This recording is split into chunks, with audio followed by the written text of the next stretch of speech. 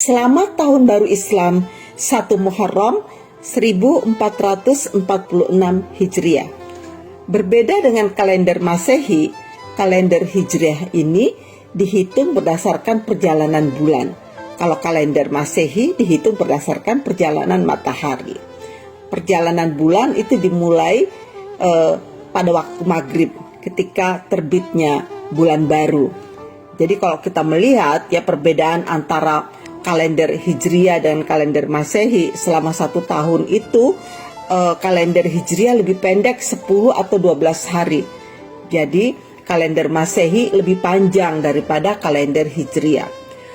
Terlihat bahwa usia bulan itu memang berubah-ubah, ada kalanya 29, ada kalanya 30 hari, sesuai dengan kedudukan ketiga benda-benda langit tersebut antara bulan, matahari, dan bumi. Nah, penentuan awal bulan itu ditandai dengan munculnya hilal, ya bulan sabit setelah bulan baru. Pada fase ini bulan terbenam sesaat setelah terbenamnya matahari, sehingga posisi hilal itu berada di ufuk barat. Jika hilal tidak dapat terlihat pada hari ke-29, maka jumlah hari pada bulan tersebut dibulatkan menjadi 30 hari. Tidak ada aturan yang khusus ya, bulan-bulan mana saja yang memiliki 29 hari, mana yang 30 hari, semuanya itu tergantung pada penampakan hilal. Nah, berikut nama dari 12 bulan dalam kalender Hijriah. Pertama adalah bulan Muharram, kedua Safar, ketiga Rabiul Awal, keempat Rabiul Akhir, yang kelima Jumadil Awal, Jumadil Akhir, yang ketujuh bulan Rajab, kedelapan bulan Sya'ban, kesembilan bulan Ramadan, yang kesepuluh bulan Syawal, kesebelas bulan Zulkaidah, dan yang terakhir itu adalah bulan Zulhijjah. Nah, kalender Islam digunakan dalam penanggalan Islam dan menjadi satu dari 4 sistem yang banyak diaplikasikan di dunia. Setiap bulan dalam kalender Islam ini juga memiliki keutamaan masing-masing. Nah, sejarahnya kapan sih penetapan Tahun Baru Islam itu dimulai dengan 1 Muharram? Kalau kita membaca sejarah, terteralah nama Umar bin Khattab yang memerintah selama tahun 13 sampai 23 Hijriah. Dialah orang pertama yang menetapkan peristiwa hijrah sebagai awal perhitungan kalender Islam atau Tahun Baru Islam. Perhitungannya didasarkan pada peredaran bulan Qamariyah yang rata-rata berlangsung selama 354 hari.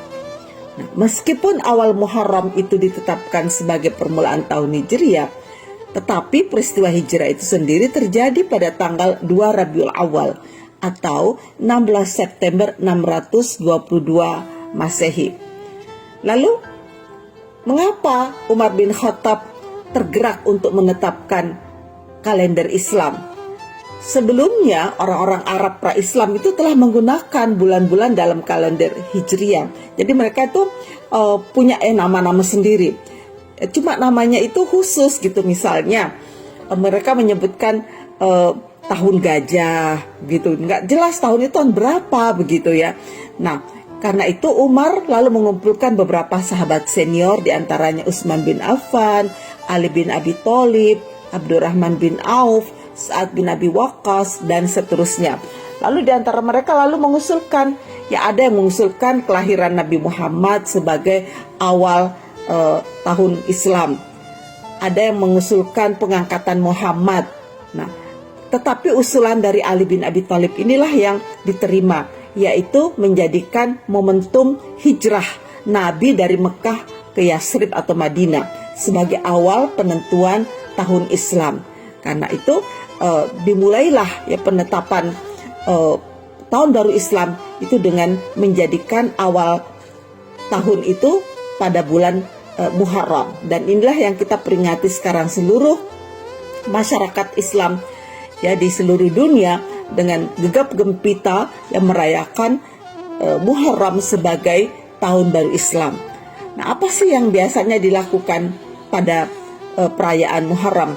Nah, pada perayaan Muharram itu banyak sekali kegiatan yang bersifat tradisi. Misalnya ada tradisi Asyura, yang mereka mengatakan bahwa bulan Muharram ini disunahkan ya berpuasa selama 3 hari, yaitu pada tanggal 9 Muharram, pada tanggal 10 Muharram yang kemudian dikenal sebagai hari Asyura, dan juga pada tanggal 11 Muharram.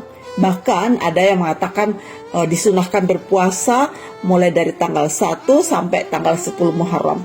Bagi saya silakan saja, kalau Anda meyakini bahwa berpuasa itu adalah sangat disunahkan pada bulan Muharram, itu silahkan. Karena bagi saya berpuasa itu selalu ada maknanya yang mengangkat kekuatan spiritual manusia. Jadi silahkan. Tetapi bagi saya peringatan Muharram ini hendaknya dibaca sebagai momentum pembebasan diri, yaitu pembebasan diri dari semua perilaku jahiliyah, terutama berupa tindakan ketidakadilan, kezaliman, kebobrokan, dan khususnya terhadap kelompok perempuan dan kelompok rentan tertindas.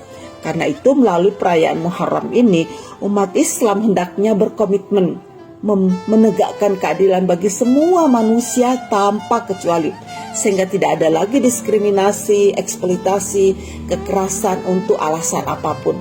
Muharram hendaknya menjadi momentum bagi kita untuk kembali memperteguh komitmen kemanusiaan kita, komitmen kita untuk menjalankan ajaran Islam yang akomodatif terhadap nilai-nilai kemanusiaan.